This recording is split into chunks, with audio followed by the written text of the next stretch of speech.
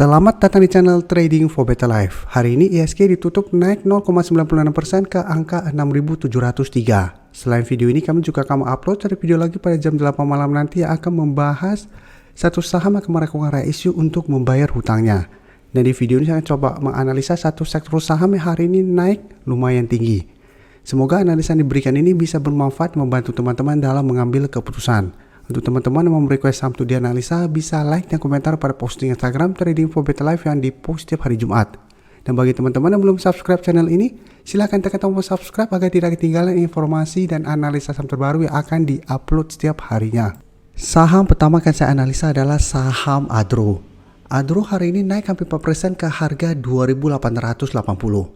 Saham Adro dan saham-saham di sektor batubara memang kemarin baru saya analisa sekilas. Pada saat itu saya menjelaskan saham batubara bisa coba kita pantau karena terlihat asing dan beberapa hari terakhir mulai masuk akumulasi. Dan untuk Adro bisa kita lihat cara grafik masih oke karena saat ini masih kuat berada di atas garis EMA 150. Bisa kita lihat kemarin menyentuh garis EMA 150, hari ini kembali lanjut naik menuju garis EMA 50 yang saat ini di sekitar harga 3040. Jadi saat ini selain garis EMA 50 memang masih ada satu resisten di angka 3000. Dan secara tren walaupun hari ini Adro bergerak naik, ini belum menandakan bahwa Adro akan bergerak uptrend. Karena Adro harus break kedua garis resisten ini baru bisa melanjutkan trennya untuk bergerak uptrend. Dan garis MACD terlihat saat ini baru mulai bergerak sideways. Dan dari data broker summary bisa kita lihat kenaikan hampir 4% lebih ini memang terlihat ada sedikit distribusi. Asing yang sebelumnya terus masuk akumulasi hari ini malah terlihat distribusi dengan jumlah lumayan besar untuk saham Adro. Jadi dari data yang kita dapat, Adro saya lihat memang masih ada potensi untuk lanjut naik ke 3000 sampai garis EMA 50. Tapi sudah harus hati-hati apabila teman-teman sudah berhasil membeli di sekitar garis EMA 150 ini, pertimbangkan untuk take profit apabila ternyata dalam satu minggu ke depan Adro masih gagal break garis EMA 50 ini. Apalagi jika teman-teman lihat sudah mulai ada distribusi yang dengan jumlah yang lumayan besar. Karena ingat, Adro saat ini trennya memang masih bagus untuk di hold, tapi belum menandakan bahwa Adro berpotensi untuk melanjutkan uptrendnya. Jadi paling aman adalah swing trade. Apabila gagal break resisten, pertimbangkan untuk take profit. Serta tunggu kembali di sekitar support EMA 150 untuk re-entry kembali.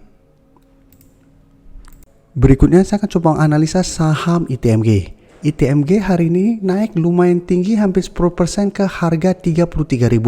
Dan bisa kita lihat di grafik, secara grafik ITMG lebih bagus trennya daripada saham Adro.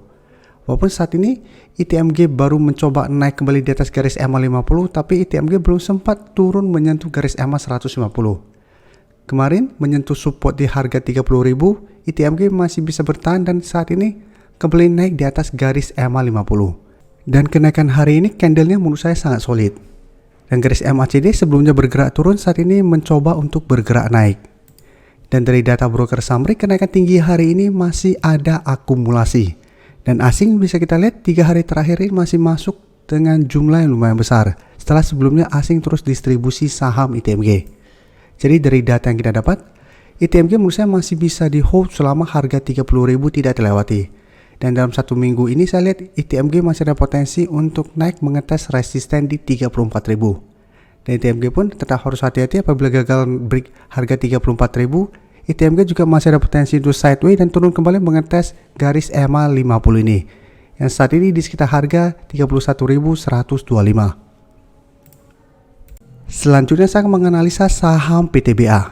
PTBA juga hari ini naik 7% lebih ke harga 3.950. Dan secara grafik, candlenya hampir mirip dengan saham ITMG tadi. PTBA saat ini juga naik di atas garis EMA 50 dan untuk supportnya bisa kita lihat di harga 3.700. Untuk PTBA sudah beberapa kali menyentuh harga 3.700 masih bisa rebound kembali. Dan di atasnya bisa kita lihat resisten terdekat itu di harga 4.000 dan di atasnya ada resisten di 4.200. Sedangkan garis EMA 50 saat ini di sekitar harga 3.870.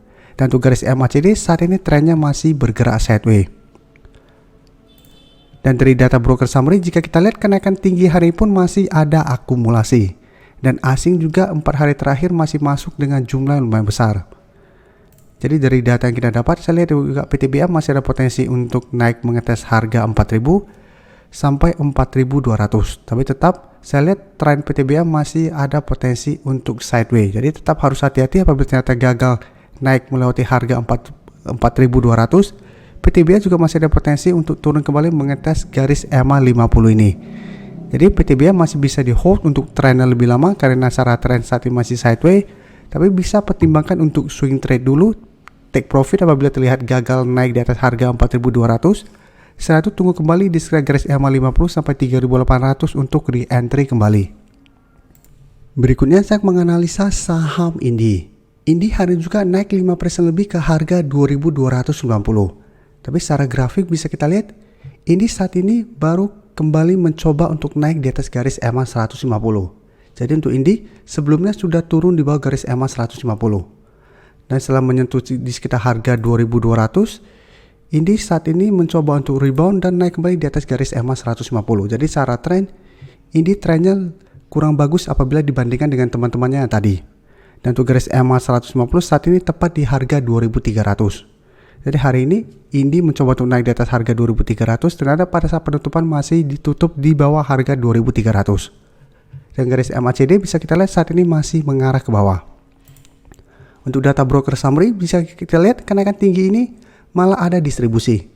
Dan asing juga 2 hari terakhir ini distribusi saham Indi. Jadi dari data yang kita dapat, apabila teman-teman saat ini baru mau entry, sebaiknya wait and see dulu. Apabila Indi masih bisa break garis EMA 150 ini, baru menurut saya trennya akan lebih aman dan ada potensi menuju target berikutnya di 2.500. Apabila ternyata Indi tidak terkonfirmasi break garis EMA 150 ini, sebaiknya jangan entry dulu. Karena saat tren Indi masih ada potensi untuk lanjut turun menuju harga 2.000. Jadi untuk Indi harus hati-hati karena trennya menurut saya masih belum bagus. Selama masih gagal naik kembali di atas garis EMA 150 ini.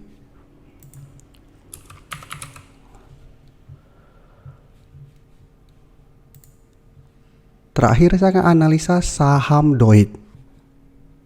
Doit hari ini naik 4% lebih ke harga 350. Dan sama untuk Doit secara tren juga masih kurang bagus. Jadi saat ini trennya masih downtrend walaupun hari ini naik 4% lebih. Dan bisa kita lihat resisten terdekat saat ini di harga 370 dan resisten EMA 150 di harga 396. Dan di atasnya masih ada resisten di EMA 50 di harga 418. Jadi secara tren Doit juga walaupun hari ini naik tetap harus hati-hati karena bisa saja kenaikannya hanya kenaikan sementara. Jadi sama selama masih gagal naik kembali di atas garis EMA 150, Doit menurut saya masih ada potensi sideways cenderung downtrend. Dan garis MACD saat ini masih bergerak sideways. Dan dari data broker summary jika kita lihat kenaikan 4% lebih ini Doit masih ada akumulasi. Dan asing juga 3 hari terakhir masih masuk akumulasi saham Doit.